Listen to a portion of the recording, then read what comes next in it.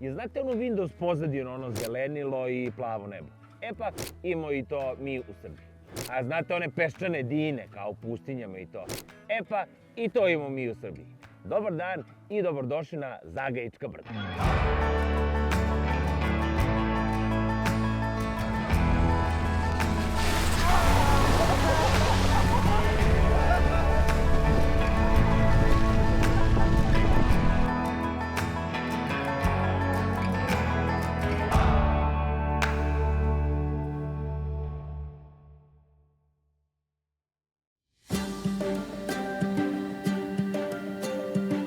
Dakle, kada prođete mesto Izbište, idete ka mestu Šušara, a onda ćete imati na lokaciji Pin skretanje ka Zagajičkim brdima.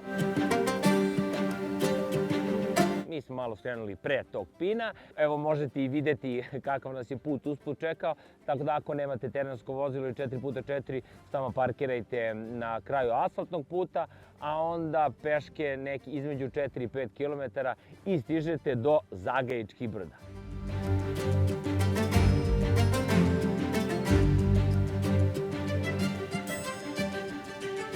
Krenut ćemo sa nekim odmah jako zanimljivim podacima, odnosno zbog čega je ovakav put, a to je baš zbog toga zato što je na celokupnom prostoru Zagajičkih brda između ostalog, znači zabranjeno izmjena konfiguracija terena, odnosno zabranjena je i izgradnja čvrstih puteva, čisto da bi ovo mesto i ostalo autentično. Ono gdje se mi sada nalazimo se na najvišoj tački na kojoj ćemo biti danas. Obilazimo Deliblatsku peščaru, čiji su i deo Zagajička brda sa najvišom tačkom neverovatnih 256 metara nadmorske visine. Dobro poznat obelisk koji je izgrađen još u vreme Austro-Ugarske i to opet kažem najviša tačka odakle se pruža pogled na okolinu, na Vršačke planine, na deo Vojvodine. Da je vreme malo lepše, mogli bismo možda vidimo i Dunav. Ovo mjesto je poprilično prepoznatljivo u onom prolećnom zelenom ambijentu, zbog čega se i pravi poređenje sa onom Windows pozadinom, ali mi smo želi da vidimo kakve to jesenje boje i čarolije kriju Zagajička brda. Idemo mi malo u šetnju. Ajmo!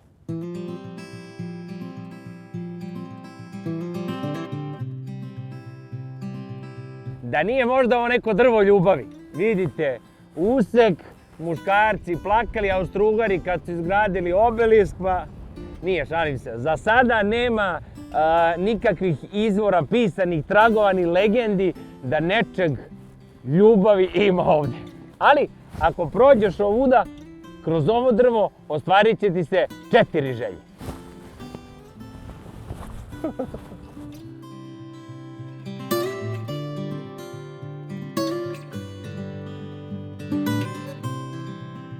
Baš ima dosta onako markiranih staza i puteva, što se i vidi i za sad smo već vidjeli nekoliko markacija, ali naravno da smo htjeli odmah da krenemo po vrhu, da hodamo po vencu. Vetar baš lepo duva, vidite Johnny-a koji je navuku kapuljaču, već je i za ruke hladno, ali mi imamo.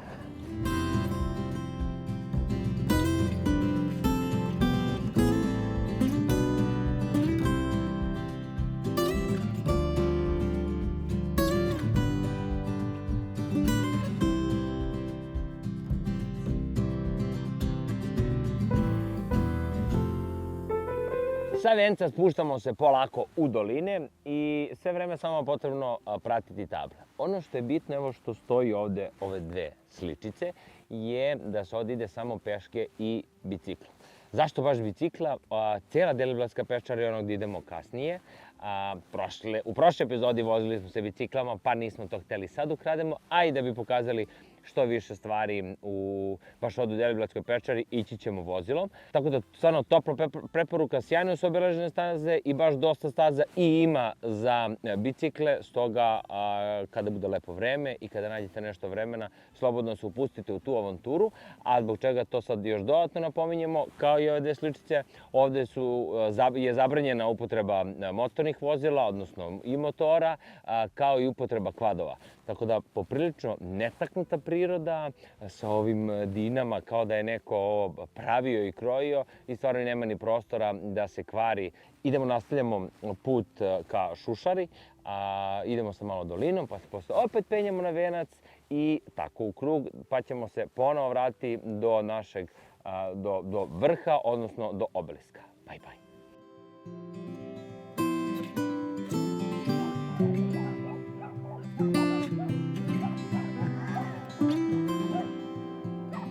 Kako ga iskidaju.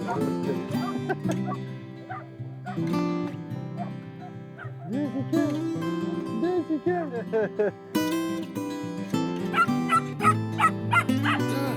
Staj! Staj! Staj! Ajmo ruke gore.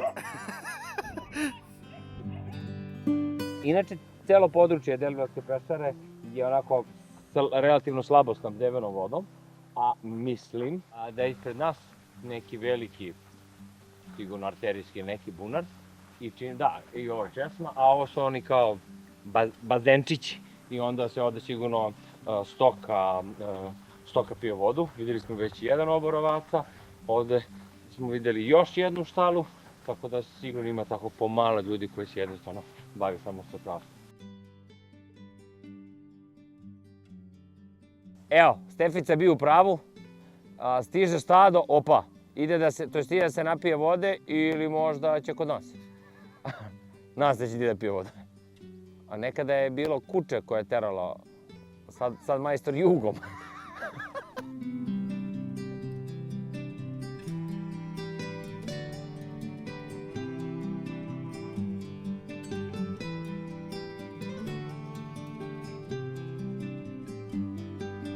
Drugari dižu drona, a ja idem da probam da priđem. Evo ga konjić, čekaj. Da imamo da li su i ovde konji druželjubivi kao na stolovima. Nećemo prići s leđa, da ne dobijemo kopito. Dobar dan! Ej, dobar dan! Zdravo! Ćao! Zdravo! Gde si lepi? Vidi. Pa da te malo snimimo, da budeš poznat i popularan. Čekaj, ti dam neku plazmicu. Čekaj, sad ćemo da ti damo nešto. Hehe, ćao! Evo, ćeš plazmu? Cepa konja plazmu. Može plazma? Izvolite. Dobra plazma. Jedna meni, jedna tebi.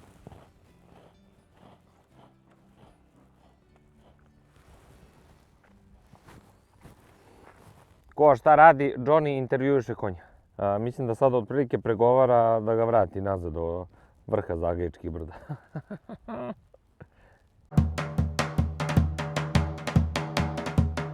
Vraćamo se polako ka startu naše destinacije, odnosno ka spomeniku. Evo, ponovo nam se vraćaju i vetrovi sa Dunava. Šalje nam Dunav pozdrave. Idemo u jednu ozbiljnu safari turu kroz srce Deliblatske peščare.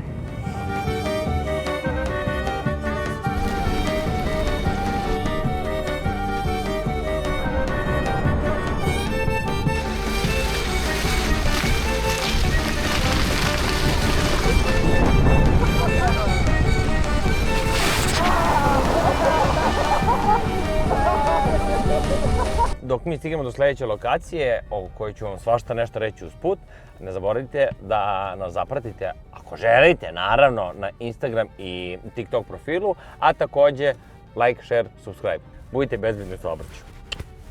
Ono što sam rekao malo pre, kako smo mi omašili, a stoji lepo na Google Mapsu ova lokacija, evo je ovde Zagajička brda, sve je lepo obeleženo, sve piše, mi se sad okrećemo.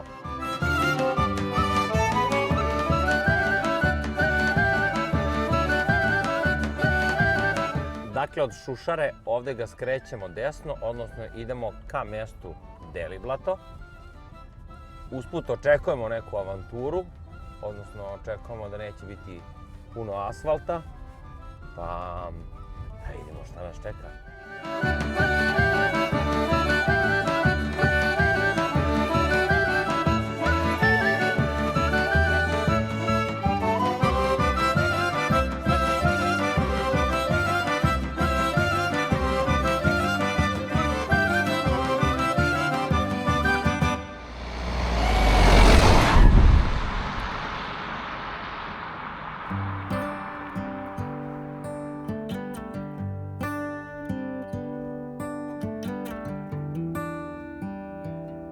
I evo nas u jugoistočnom delu Banata. Evo nas u jednoj peščanoj pustinji u Evropi, odnosno neki je zovu i Evropska Sahara.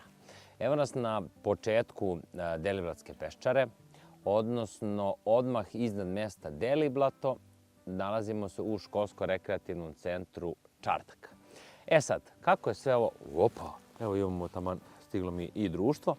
Kako uopšte je nastalo i koja je priča sa Deliblatskom peščarom, jer nekad je bio ovde pesak, odnosno pustinja, bilo nekad i more, pa evo od mora dođo smo do guste šume.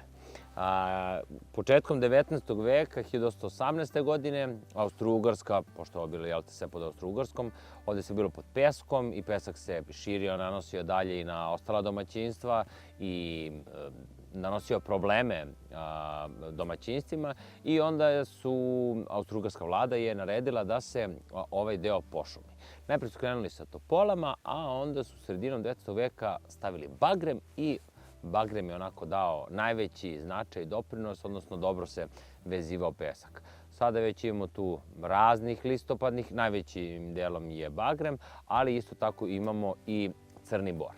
Dakle, mnogo godina pre sa Dunava se nanosio pesak, a onda je to malo košava dodala i malo po malo širila se i nastala jedna, što kažu, Evropska Sahara, ali eto od 9. veka se pošumilo i sada već imamo nismo ni na 200 metara nadmorske visine, a već imamo neki osjećaj kao da smo na nekoj planini. Neobičan mir, baš onako tiho, vidi se da nema ni velikog grada u blizini, a nalazimo se na svega nekih 50-60 km od Beograda.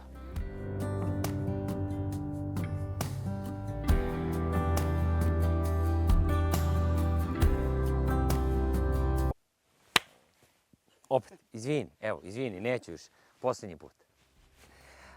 Ispred samog školsko-rekreativnog centra nalazi se ova velika mapa sa sjajno obeleženim stazama. Dakle, na ovom prostoru ovde ako dođete, odmah za roditelje, iznad je i restoran pa se možete i osvežiti, a eto i nekih fizičkih aktivnosti. Čak 7 staza, od čega su neke i tekako namenjene samo za decu, a neke su i dosta dugačke, čak i do 15 km, pa možete da šetate, trčite, a i neke su namenjene za biciklističke avanture. Mi se nećemo ovde puno zadržavati, idemo dalje da bih vam ja još nešto pokazao o Deliblatskoj peščari.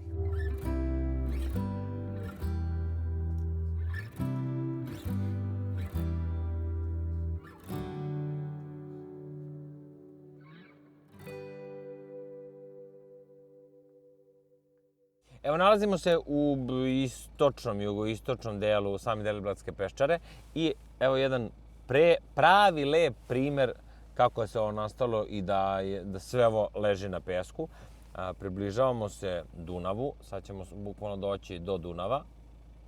Tražimo neki alternativni put i dolazimo do jednog specijalnog dela, Labudovo okno, koje je jedno od staništa preko 150 vrsta ptica, biljaka, orhideja, svašta nešto zanimljivo, ali nešto više o tome kada stignemo na lokaciju.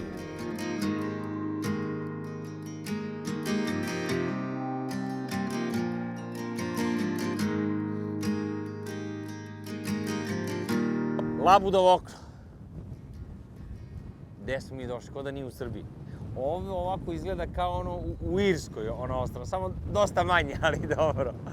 Ali sve od peska i dok šetamo sve vreme propadaju noge, tako da stvarno je nastala od peska. Da padne. Ludilo. Dunav, sve ovako široko ispred nas, milina stvarno, prelepo.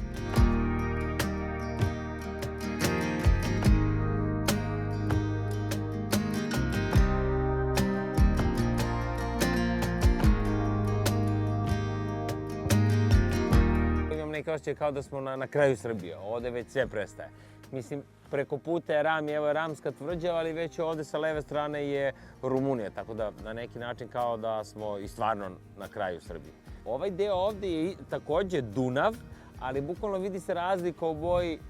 Tamo, ovde je kao neki rukavac pa je sporija voda, a sad malo dalje, odnosno bliže Ramu, vidi se Dunav, odnosno više je plava boja. Odmah pored uliva se, ovde nam je i kanal Dunav-Tisa-Dunav, a što ovo mesto posebno, ovo nije baš neka atraktivna turistička lokacija, ali je jako značajno, odnosno i on je proglašen za rezervat, jer je ovo veliko stanište, hranilište i mesto i zimovalište za veliki broj ptica. Napominje se preko 155 vrsta ptica, ali je zabeleženo preko 250 vrsta ptica. Tokom migracije je zabeleženo čak i 40.000 vrsta jedinki. Tako da jedno jako bitno područje za samu faunu, a i floru. Dosta ima močvara u ovom delu, inače ceo ovaj deo je nastao kada se izgradio Đerdap, pa se promenio tok Dunava. I dalje smo, iako ovo je kraj Delivarske peščare, i dalje je sve pod peskom i dalje je isto tlo.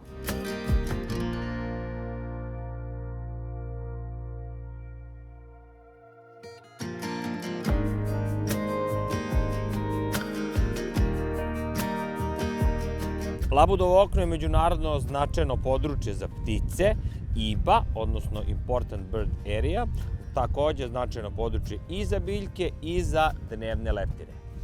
Sad, nama je značajno da idemo mi da probamo da nađemo još neku pticu, videli smo sokola, probat ćemo dok šetamo da pronađemo još neku, a onda idemo mi da pronađemo ove neke specijalitete iz Dunave i idemo u Staru Palanku na ribu.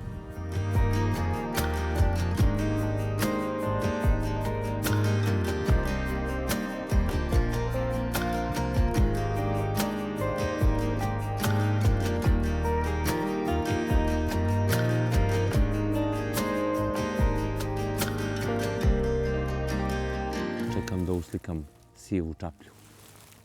Uskoro će doći. Kamuflirao sam se, izgledam kao ženka.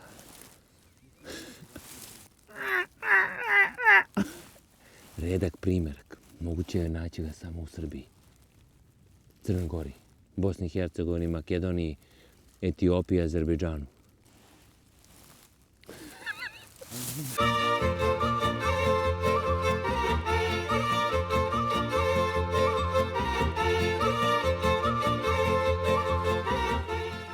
Stigli smo mi do Stare Palanke, košava jaka, naši stomaci još gladniji.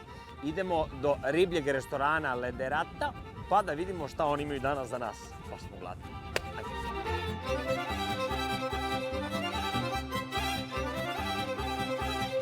Dok čekamo riblju čorbu, u ribljom restoranu, poručili smo naravno pečenu ljutu, ali domaćin nas je počastio vrućom lepinjom i ribljom paštetom. Riblja pašteta, vruća lepinja, riblja čorba, pa onda, što smo rekli, na žaru ili? Ne, pržena riba. Ali prvo da probamo riblju paštetu.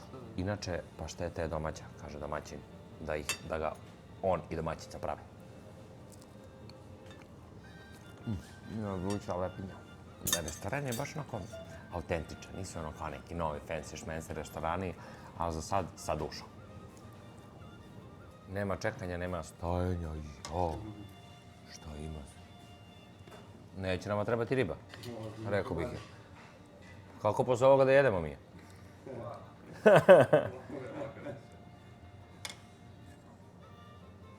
Bogata riblja čorba.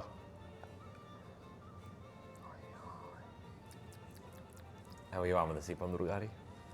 Kad probam, pa ću pozdam, kažem kako bilo. Evo, za Johnny je najveće parče. Bog, ti ima 300 grama mesa. Ne možeš. To je i lipo, zajedno.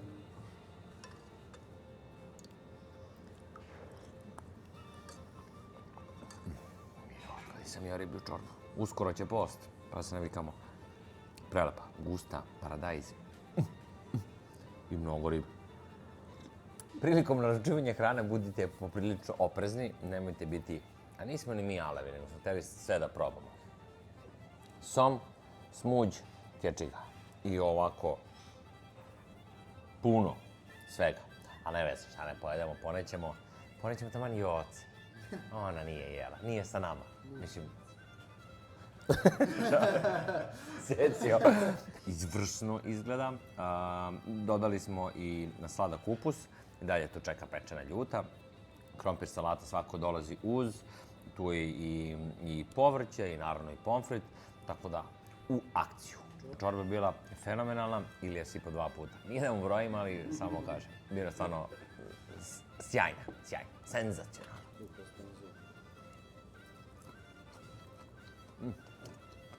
Sam prošao. Smuđ prošao. Jes bolji smuđ. Evo domaćina kaže prvo sede smuđ, pa sam pa kečig, jer smuđ ima najbrži ukus. Prošao sve. Moram da ponovim, Johnny me kritikuje, ali nisam ja baš neki reprezentativ, ja sve volim, meni je sve lepo, ali stvarno onako prelepa riba. Ali evo sad će momci probati pa će oni da vam kaže, može. Davno nisi, brate, dao recenziju. A sada, rekli smo da komentare... Pritisak. Kada se vidi, vidi se. Kako si crven. Jel jesam? Da. Ljudi moji, ozbiljna klopa. Moram priznati, u životu se nisam najeo od ribe, sad jesam. S obzirom da vi niste sve pojeli... Ma da nisam, pojeo sam više od svih vas. Ono šesti put dopunio. Ovo je ludilo. Milina jesti zato što nema kosti. Tako da možda da pojedeš, možda pojedeš mnogo više. Jaj, koga ja vodim. A inače ima još ostao kusur. Za jocu.